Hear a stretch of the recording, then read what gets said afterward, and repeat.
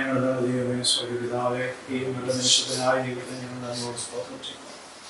Assembly സഭകളിലെ general കൺവെൻഷനോടുള്ള പ്രധാനകൃത്യന്മാരെ ഒരുമിച്ച് നേതൃത്വം വഹിക്കുന്ന സംഘടനയുടെ കർത്തൃന്മാരെ ഒരുമിച്ച് ഇവിടെയായിരിക്കുന്ന ഈ നിമിഷം ദൈവത്തിൻ്റെ വലിയ കൃപയ്ക്കായി ദൈവത്തോട് ഞങ്ങൾ പ്രാർത്ഥിക്കുന്നു. കർത്താവ് കൺവെൻഷനെ സംബന്ധിച്ചുള്ള കാര്യങ്ങൾ ഞങ്ങൾ ചർച്ച ചെയ്യുന്നു.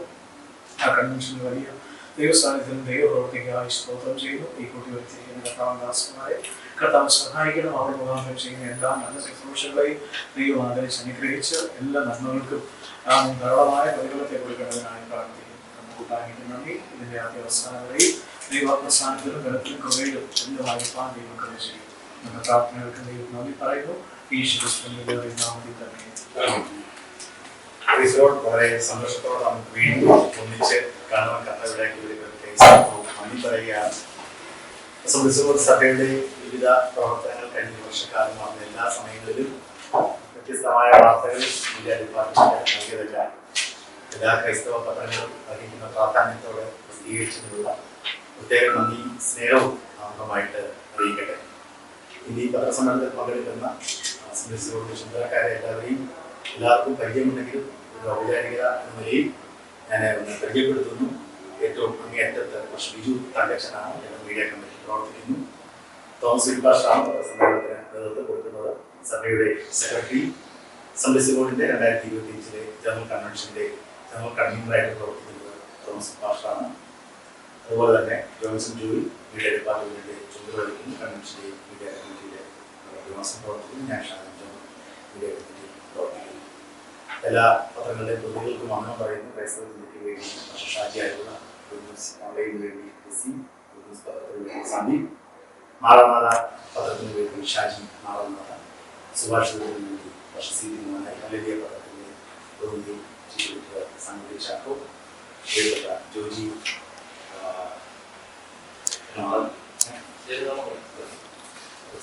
അതുപോലെ അച്ഛൻചാൻ നിർവച്ച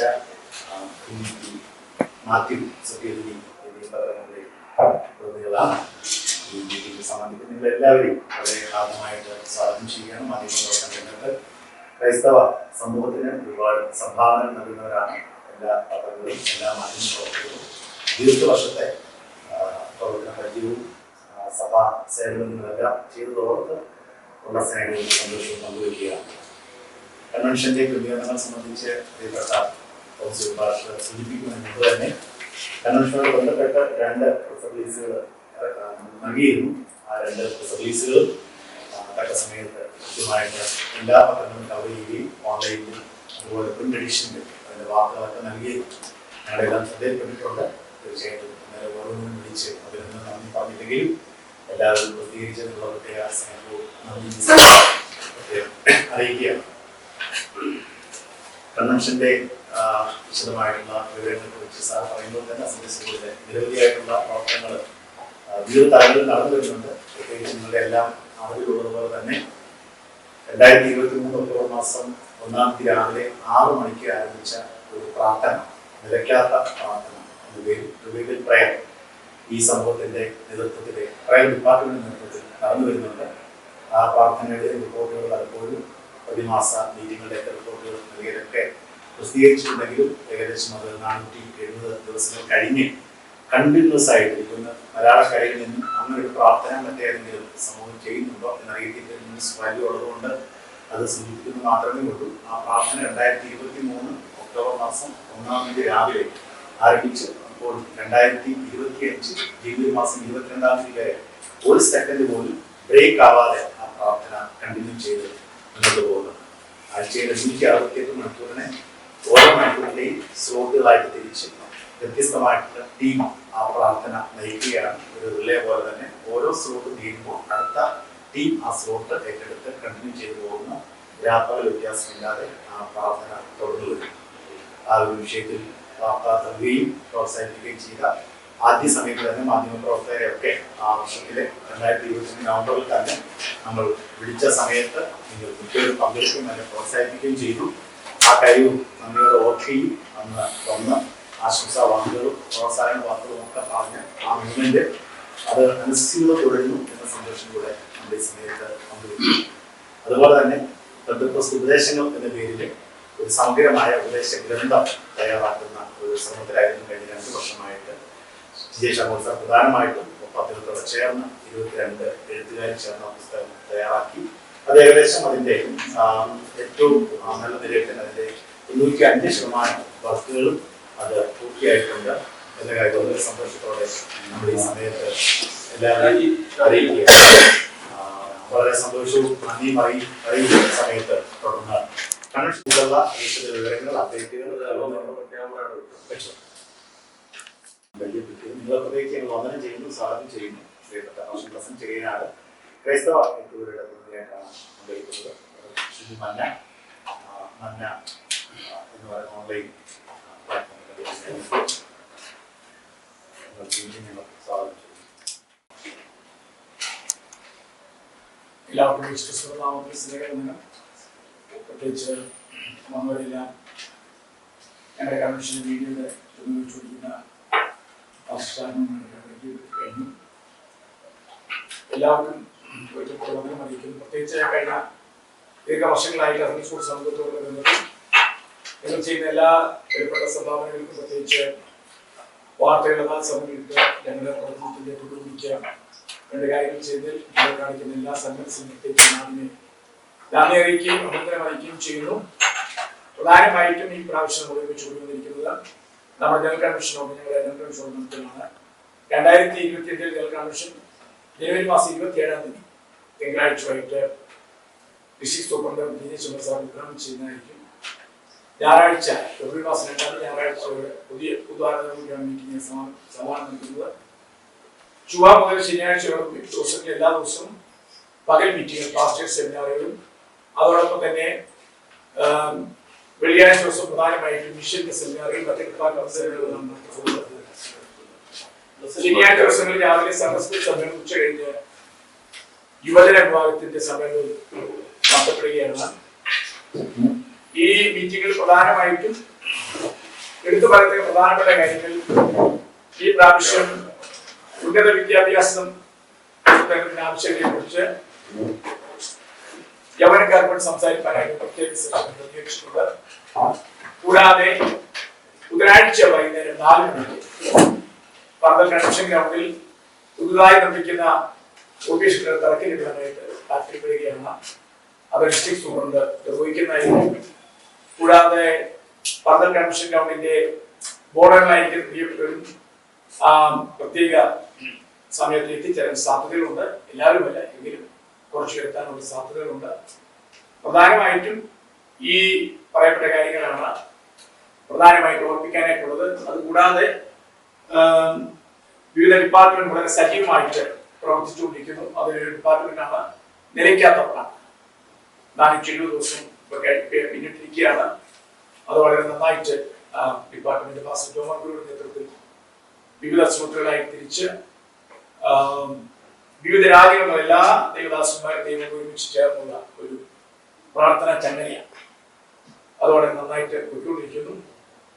ആ കാര്യങ്ങൾ മറ്റു ഡിപ്പാർട്ട്മെന്റ് വളരെ സജീവമായിട്ട് ഇന്നത്തെ ദിവസം വിശേഷിച്ചുകൊണ്ട് വളരെ അത്യാവശ്യമായിട്ട് തിരക്കുള്ളതുകൊണ്ടാണ് സാർ വരാതിരുന്നത്. സാറിന് എല്ലാവരുമായിരിക്കുന്ന ആശംസ അറിയിച്ചുകൊണ്ട് അത്യാവശ്യത്തിൽ അറിയിക്കും. പകൽ വിഷു സമ്മേളനവും അതോടനുബന്ധിച്ച് വിവിധ ഡിപ്പാർട്ട്മെന്റുകളുടെ സമ്മേളനം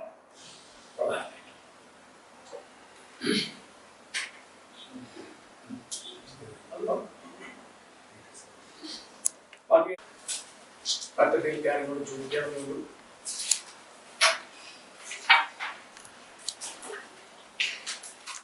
അസം സ്കൂളിലെ കേസ്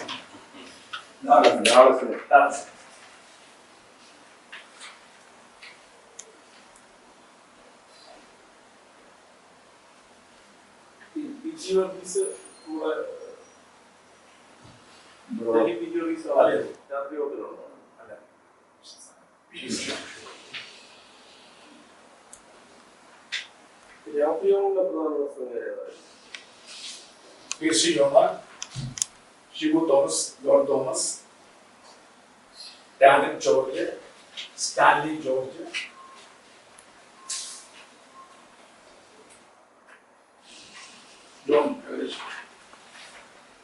ഐശ്വര്യ മാത്യു,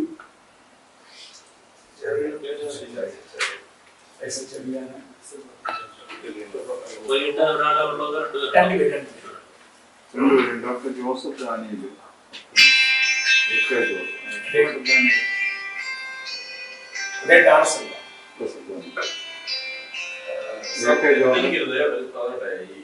കഴിഞ്ഞ വർഷത്തെ കൺവെൻഷനിൽ സംബന്ധിച്ച ആളാണ് എല്ലാ ദിവസങ്ങളും. സമൂഹത്തിൽ നിന്ന് തന്നെ ഉണ്ടായ ഒരു പ്രതികരണം, പ്രഭാഷകർ നിലവാരം പുലർത്തിയില്ല, ഏത് പ്രഭാഷകരായിരുന്നു എന്നൊരു പ്രചരണം ഉണ്ടായി. ഈ പ്രാവശ്യവും വലിയ വ്യത്യാസമൊന്നും ഉണ്ടായെന്ന് തോന്നുന്നു.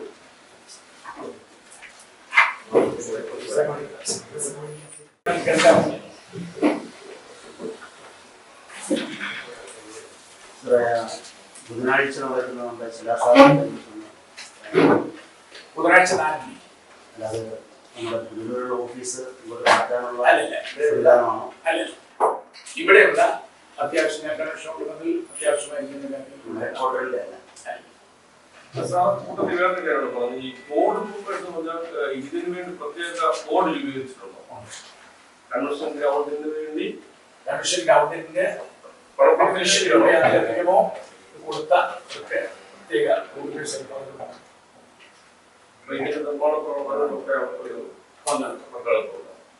ഈ കഴിഞ്ഞ പത്രസമ്മേളനത്തിൽ തിയോളജിക്കൽ ബുക്കിനെ കുറിച്ച് മെൻഷൻ ചെയ്തിട്ടുണ്ടല്ലോ, അതിന്റെ എന്തെങ്കിലും അതൊരു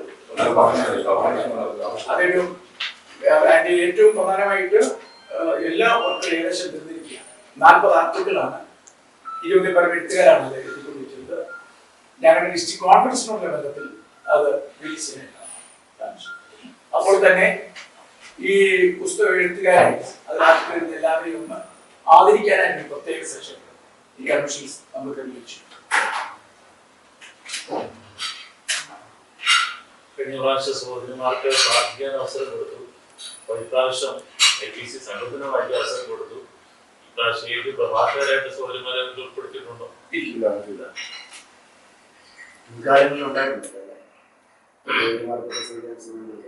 സഹോദരിമാർക്ക് നമ്മളെ സഹിക്കാനായിട്ട് പ്രത്യേകിച്ച്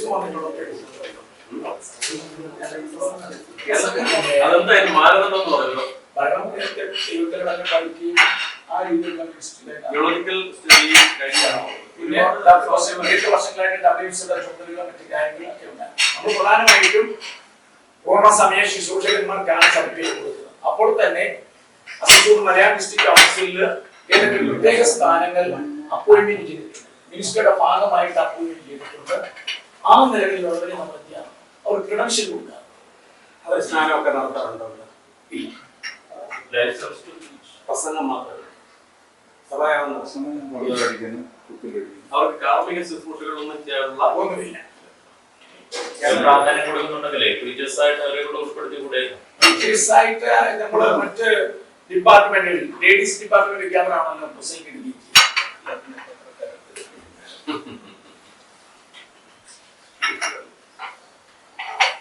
ഇത്തവണ കൺവെൻഷൻ പാർക്കിങ്ങിന്റെ കാര്യങ്ങൾ അതിന്റെ കാര്യം വിശദീകരിക്കുക. അത് പുതുതായിട്ട് വാങ്ങിച്ചിരിക്കുന്ന കൺവെൻഷൻ ഗ്രൗണ്ടാണ് പ്രധാനം. ഈ കോംപ്ലക്സിൽ എന്തൊക്കെയായി വിഭാവനം ചെയ്യുന്നത്? പ്രധാനമായിട്ട് ഗസ്റ്റ് റൂം, ഓഫീസ് റൂം, ഒരു താൽക്കാലിക ഈ കൺവെൻഷൻ സമയത്ത് മാത്രം പ്രവർത്തിക്കുന്ന ഓഫീസ് അല്ല, അത് പിന്നെ ഗസ്റ്റ് റൂം ഉണ്ടല്ലോ. ഓഫീസ് റൂം ഉദ്ദേശിക്കുന്ന ഈ കൺവെൻഷൻ ദിവസങ്ങളിലേക്കുള്ള പ്രത്യേക ഓഫീസായിട്ട് താൽക്കാലിക ഏരിയയുടെ ഡിസ്ട്രിക്ട് KDCയുടെ താൽക്കാലിക അഡ്മിനിസ്ട്രേറ്റീവ് ഓഫീസ് കൺവെൻഷന് വേണ്ടി മാത്രം ഇപ്പൊ നമുക്ക് ക്രമീകരിക്കാൻ.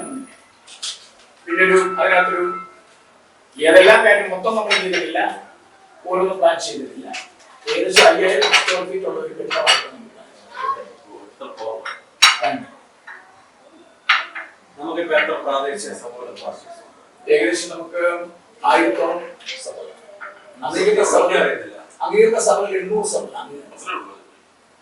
അംഗീകൃത സഭകൾ 1200.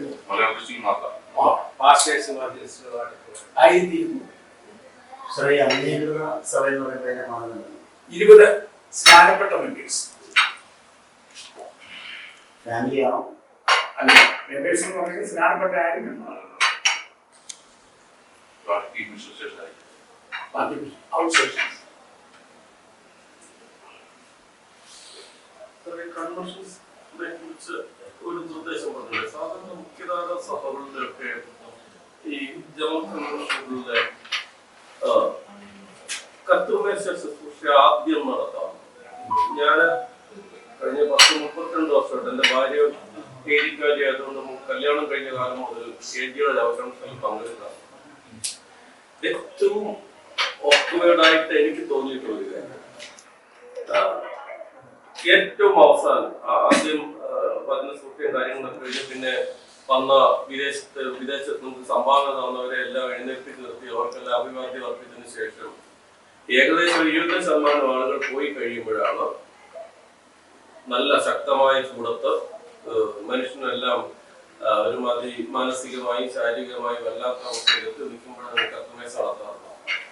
ഈ കഴിഞ്ഞ വർഷം എനിക്ക് തോന്നുന്നു 1.5 തോന്നുന്നു കർത്തമേശ ഞാനുണ്ടായിരുന്നു. ആദ്യം തൊട്ട് അവസാനം വരെ ഉണ്ടായിരുന്നു. അതുകൊണ്ട് അതൊന്ന് മാറ്റി ഈ രാവിലെ ഒരു 8:30 ഞങ്ങളുടെ IPCയുടെ 8 മണിക്ക് ഒരു 8:30 തുടങ്ങി 1 മണിക്ക് മുമ്പ് അവസാനിപ്പിക്കുന്ന തരത്തിൽ ആദ്യം കർത്തമേശ ശുശ്രൂഷയും അതിനുശേഷം ഈ വരുന്ന ആളുകളെയൊക്കെ വന്നിരുന്നവരെയൊക്കെ എഴുന്നേൽപ്പിച്ച് നിർത്തുന്നത് അങ്ങനെ ഒരു കാര്യങ്ങൾ ചെയ്യുന്നതിനെ കുറിച്ച് ആലോചിച്ചു കൂടായിരുന്നു. ഷാജൻ സാറ് കഴിഞ്ഞ പ്രാവശ്യം പറഞ്ഞു വളരെ ഈ പുതുമുഖ പ്രസംഗരെയൊക്കെ പങ്കെടുപ്പിക്കണമെന്ന നിർദ്ദേശം എക്സിക്യൂട്ടീവ് കമ്മിറ്റിയുടെ മുമ്പിൽ വെച്ചത് അത് ഈ പ്രാവശ്യവും അംഗീകരിച്ച് ഞങ്ങൾ മറ്റ് പല സഭകളുടെയും 2-3 പ്രസംഗകർ ഉണ്ട്. അത് പോട്ടെ. പക്ഷെ ഈ ഞായറാഴ്ചത്തെ നിങ്ങളുടെ ഈ പ്രോഗ്രാമിന്റെ രീതിക്ക് ഒരു വ്യത്യാസം വരുത്തിയാൽ നല്ലതായിരിക്കും. അച്ഛൻ സാറ് വല്ല പത്രക്കാരല്ല തീരുമാനിക്കുന്നത്, ഒരു നിർദ്ദേശം പറഞ്ഞു എന്നുള്ളതേ ഉള്ളൂ.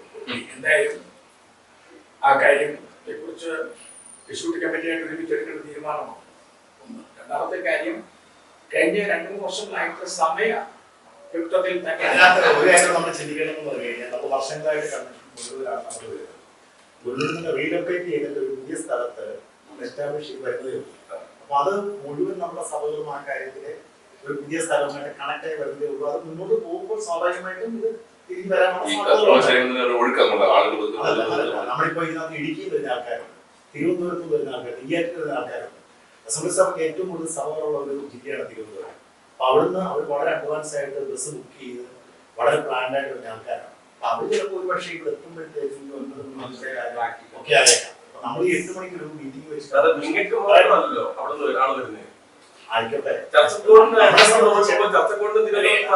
അതെ, അതുകൊണ്ട് ഇത്തരം കാര്യങ്ങളിൽ എല്ലാവർക്കും പാർട്ടിസിപ്പേറ്റ് ചെയ്യാൻ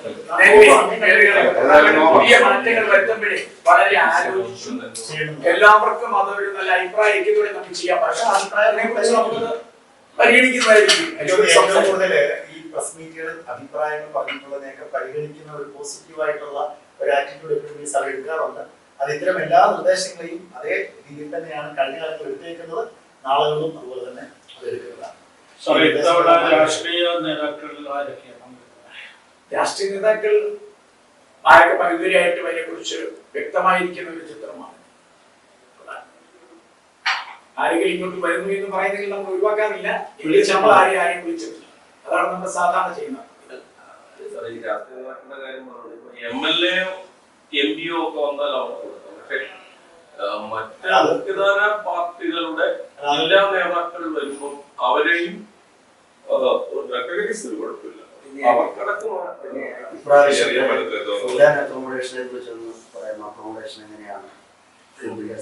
അക്കോമഡേഷൻ നമ്മൾ അത്യാവശ്യം വേണ്ടിയിട്ടുള്ള സൗകര്യങ്ങൾ മുൻ വർഷങ്ങളിൽ ചെയ്യുന്നവർ നമ്മൾ ചെയ്തു. തൊട്ടടുത്ത ബുക്ക് ചെയ്തിട്ട് തൊട്ടടുത്ത സഭാകളിൽ പറ്റുമെന്ന് ഈ കുമ്പനാടൊക്കെ നമ്മൾ ചെന്നപ്പോഴേ അവിടെ വന്ന എല്ലാ ആൾക്കാർക്കും അവർ ഫുഡ് പ്രൊവൈഡ് ചെയ്തു. ആർക്ക് വേണമെങ്കിലും എപ്പോൾ വേണമെങ്കിലും. പക്ഷേ ഇന്ത്യയുടെ ഗ്രൗണ്ടിൽ വന്നാൽ അവിടെ തെക്കിൻ്റെയൊക്കെയുള്ള ചില സന്ദർഭങ്ങളും എല്ലാ ദിവസവും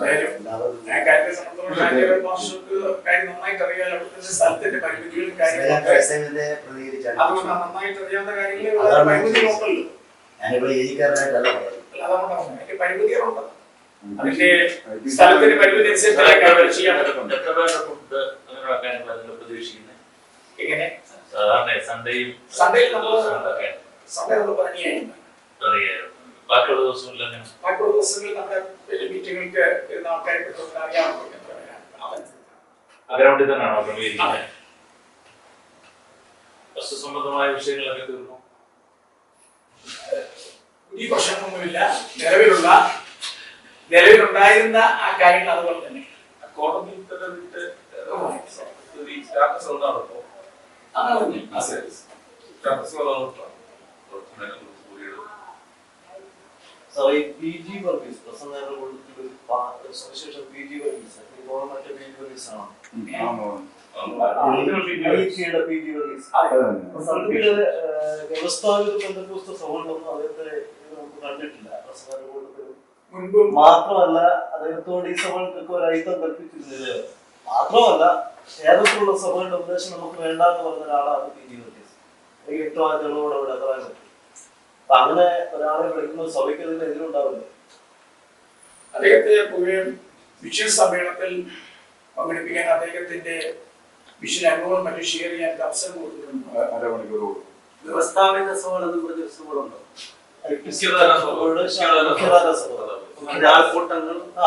കൂടുതലുള്ള അല്ലെങ്കിൽ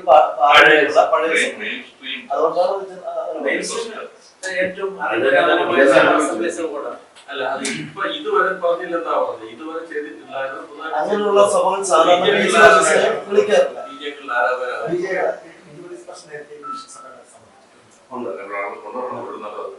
സ്വതന്ത്ര സഭകൾ പലപ്പോഴും വിളിച്ചിട്ടുണ്ട്. പക്ഷേ ചർച്ചപ്പോൾ സ്കൂളിൽ നേരത്തെ വിളിച്ചിട്ടുണ്ട്. മിഷൻ സമ്മേളനത്തിൽ ലോക്കൽ സഭകളിലൊക്കെ വിളിക്കാറുണ്ട്. മിഷൻ സമ്മേളനത്തിൽ വിളിച്ചിട്ടില്ല. അല്ല, നമ്മുടെ നോർത്ത് ഇന്ത്യൻ മിഷൻ മിനിസ്ട്രിയുമായിട്ട് ബന്ധപ്പെട്ട ഒരു പ്രത്യേക സമ്മേളനമാണ്. അതിന് എക്സ്പീരിയൻസ് ആയിട്ടുള്ള ഏതെങ്കിലും നോർത്ത് മിനിസ്ട്രിമാരെ വിളിക്കാറുണ്ട്. വെളിയിലായാലും എന്തെങ്കിലും പുള്ളിക്ക് ടീച്ചിങ് ഉണ്ടോ? മറ്റേത് മിഷനിലൂടെ നമുക്ക് പുള്ളി വിശ്വസിക്കാതിരിക്കുന്നു.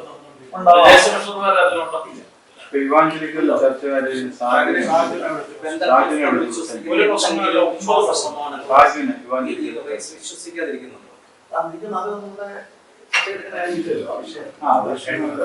അവരുടെ കോൺഫറൻസിൽ അവരുടെ പാസ്റ്റേഴ്സിനോട് ഇവിടെ പറഞ്ഞ വാക്കാണ് ഞാൻ പറഞ്ഞത്. കേരളത്തിൽ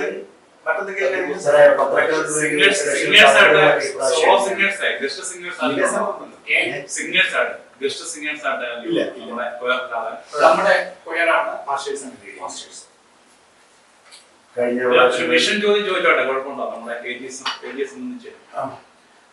പഞ്ചാബിൽ നിന്ന് കിട്ടുന്ന ന്യൂസുകൾ എന്ന് പറയുമ്പോഴത്തേക്കും അവിടെ ഡെഡിക്കേറ്റഡ് ആയുള്ള പാസ്റ്റേഴ്സ് ഏജിക്ക് ഇല്ല എന്നുള്ളൊരു ആശയം വന്നിട്ടുണ്ട്.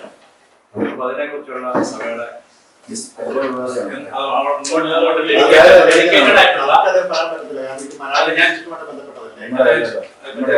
മലയാളത്തിന് ഞാൻ ചെയ്യുന്നത്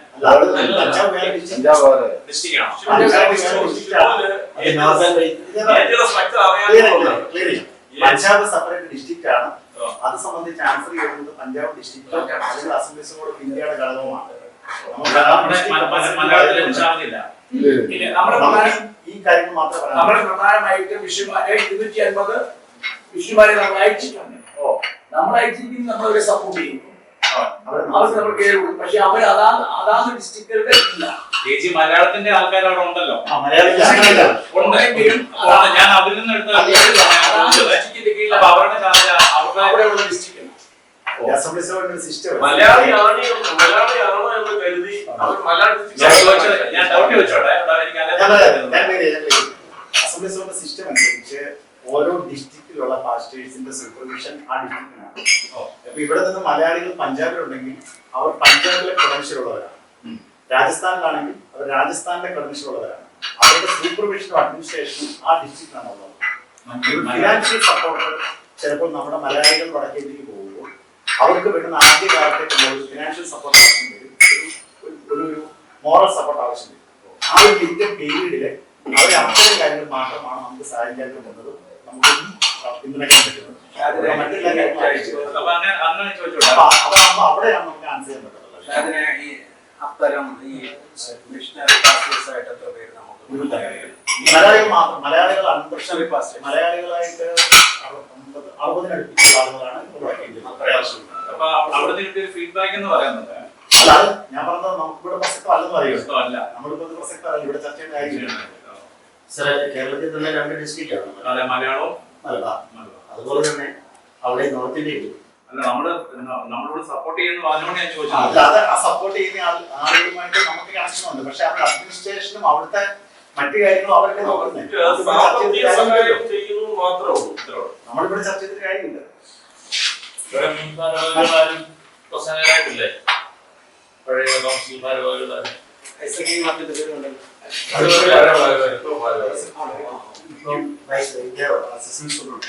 മുൻപാലകർ കേരളസ്ഥാനം വെച്ചിരുന്ന സാമൂഹിക വിശ്വാസം നമ്മളങ്ങനെ എല്ലാ കാലത്തും അത് കളിക്കുന്നതായിരുന്നു.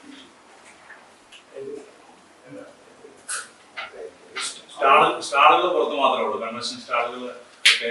പിന്നെ പുറത്തുള്ളവർക്കുള്ള സ്റ്റാളുകളെല്ലാം പുറത്തേ ഉള്ളൂ. നമ്മുടെ അസംസ്കോൺ മലയാളം ഡിസ്ട്രിക്ട് കൗൺസിലെ പ്രത്യേക ഡിപ്പാർട്ട്മെന്റിന് വേണ്ടിയുള്ള സ്റ്റാളുകൾ മാത്രമേ ഗ്രൗണ്ടിലുള്ളൂ. സിഎയുടെ പോലെയുള്ള മീഡിയയിലാണ് കേരളത്തിലുള്ള എല്ലാ സംവിധാനങ്ങളാണ് വ്യത്യാസം.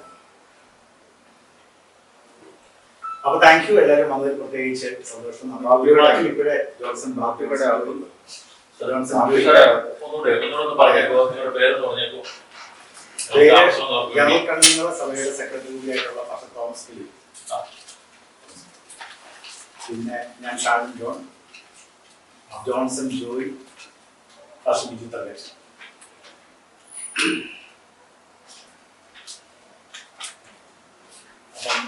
അപ്പം ജോൺസൺ ജോയ് ഇവിടെ നമുക്ക് ദേശീയ ജനറൽ കൺവെൻഷൻ 2025 ബന്ധപ്പെട്ട് നടത്തിയ സമ്മേളനത്തിൽ കടന്നു വന്ന എല്ലാവർക്കും വ്യക്തിപരമായിട്ട് കൺവെൻഷൻ മീഡിയ കമ്മിറ്റിയുടെ പേരിലും വ്യക്തിപരമായ പേരിലും നന്ദി അറിയിക്കുന്നു.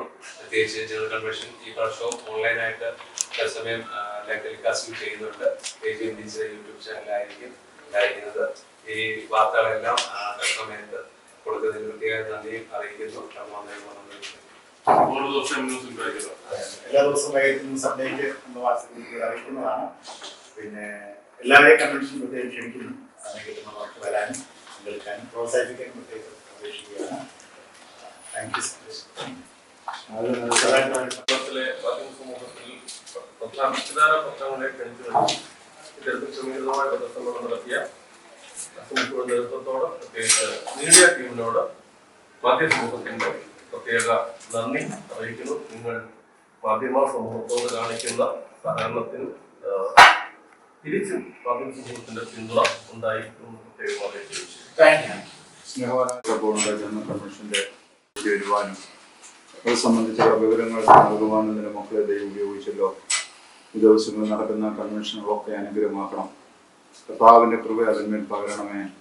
ദൈവമേ, പുതിയ പ്രോജക്റ്റുകളും പുതിയ പ്രവർത്തനങ്ങളും പ്രവർത്തകരായ ഞങ്ങൾക്ക് ഒന്നിച്ചിങ്ങനെ കൂടി വരുവാൻ ദൈവടിയാക്കിയല്ലോ. അനേകർക്ക് പ്രയോജനപ്പെടുന്ന പ്രവർത്തന മേഖലകളാക്കി തീർക്കുവാൻ ദൈവം സഹായിക്കണം. ശിക്ഷാ കൺവെൻഷന് വേണ്ടി ഒരിക്കൽ കൂടി എന്ന്